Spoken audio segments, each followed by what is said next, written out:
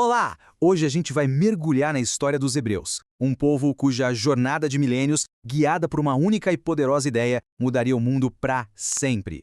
Então, como é que uma única ideia, a crença em um só Deus, foi capaz de forjar a jornada de um povo por milênios? Essa é a pergunta que vai guiar a gente por essa saga incrível do povo hebreu, uma história de promessas, de provações e de um legado que transformou o pensamento religioso da humanidade. Bom, e a nossa história começa, como tantas grandes sagas, com uma promessa. A gente vai voltar lá nas origens, na antiga Mesopotâmia, para entender como este povo e sua missão tão singular surgiram. Os hebreus eram um povo de origem semita, um grupo cultural e linguístico ali do Oriente Próximo que surgiu na Mesopotâmia. Eram basicamente pastores seminômades, sabe? Sempre se movendo com seus rebanhos. E o interessante é que, no meio de um mundo cheio de grandes impérios e muitas crenças diferentes, eles iniciaram um caminho completamente novo. Na base de tudo isso, existia uma aliança, uma promessa divina de uma nova terra, um lar que seria deles, Canaã, que se tornaria conhecida para sempre como a Terra Prometida. Foi essa promessa que serviu como motor, que deu início à sua longa migração. Esse mapa mostra pra gente qual era o destino dessa jornada. Dá para ver ali a região de Canaã, localizada onde hoje ficam Israel e Palestina. Era para lá que eles estavam indo, uma faixa de terra super estratégica que se tornaria o centro do mundo para este povo. Mas o caminho até a Terra Prometida? Não foi uma linha reta, não. Uma crise forçaria um desvio para uma terra estrangeira, dando início a um dos episódios mais dramáticos da história deles, o tempo no Egito.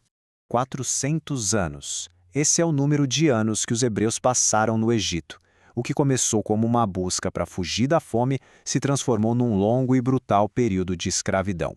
Um tempo que, sem dúvida, marcaria eles para sempre. Essa linha do tempo aqui resume bem o caminho das provações. A jornada começa com a fome, que força eles a irem para o Egito. Lá eles acabam escravizados. A libertação vem com o Êxodo, a famosa fuga liderada por Moisés, que leva eles a uma longa e transformadora peregrinação pelo deserto. 40 anos, uma geração inteira vagando pelo deserto do Sinai. Mas olha, não foi só um tempo de dificuldade não, foi um período de profunda transformação. Foi ali, no meio do deserto, que eles receberam as leis que forjaram sua identidade, unindo todos por uma fé e um código de conduta. Depois da longa jornada no deserto, eles finalmente chegam à Terra Prometida. Agora, a tarefa era outra, deixar de ser um povo errante para, de fato, construir uma nação. E a formação do reino foi um processo, não aconteceu do dia para a noite. Ao chegar em Canaã, o primeiro passo foi lutar pelo seu espaço. Depois veio a era dos juízes, que eram líderes carismáticos que uniam as 12 tribos em tempos de crise. E o passo final foi a decisão de centralizar o poder, estabelecendo uma monarquia para criar um Estado unificado e forte. 3 grandes reis definiram essa era. Saul foi o primeiro, um líder militar que conseguiu unificar as tribos. O sucessor dele, Davi, conquistou Jerusalém e a transformou no coração da nação. E, finalmente, Salomão, cujo reinado é visto como a Era de Ouro, o auge, coroado pela construção do magnífico primeiro templo. Pois é, mas como acontece em muitos reinos da antiguidade, o auge foi seguido por um período de declínio, de fragmentação. A história aqui toma um rumo mais sombrio. Depois da morte de Salomão, a unidade se quebrou. O reino se partiu em 2, Israel ao norte e Judá ao sul. E, enfraquecidos, eles se tornaram presas fáceis para os impérios vizinhos. Um depois do outro, eles vieram. Os assírios, os babilônios, os persas e, finalmente, os romanos. A soberania hebraica estava chegando ao fim. E essa sucessão de conquistas leva a um conceito que é fundamental na história judaica, a diáspora. A palavra significa dispersão. É o exílio forçado do povo hebreu de sua terra, um evento que os espalhou por todo o mundo e que definiria a existência deles pelos próximos 2000 anos. Mas o mais impressionante é que, mesmo sem uma terra, sem um Estado, a cultura e a identidade hebraica não apenas sobreviveram, como também deixaram o legado mais duradouro de todos.